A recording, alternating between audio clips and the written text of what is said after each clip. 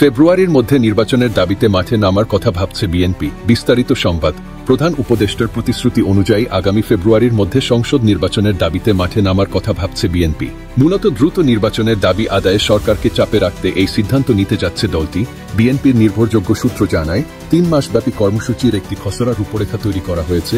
এতে road March, বিভাগীয় সমাবেশ, আসনভিত্তিক পদযাত্রা সহ একগুচ্ছ কর্মসূচির প্রস্তাব আছে। গত বুধবার রাজধানীর নয়াপল্টনের কেন্দ্রীয় কার্যালয়ে বিএনপির সাংগঠনিক সভায় এসব প্রস্তাব তুলে ধরেন নেতারা।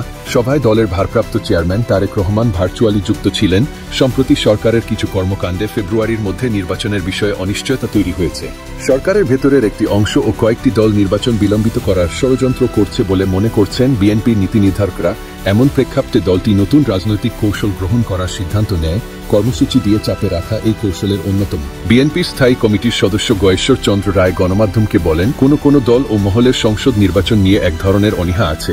গণতন্ত্র উত্তরণের পথে তাদের এই অনীহার মধ্যে স্পষ্ট ষড়যন্ত্র দেখা যাচ্ছে।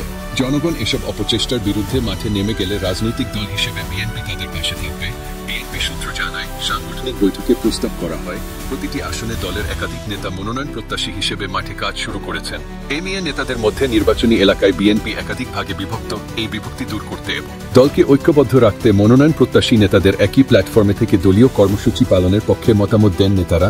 তফসিল ঘোষণা না হওয়া পর্যন্ত এ ধারা অব্যাহত রাখতে হবে।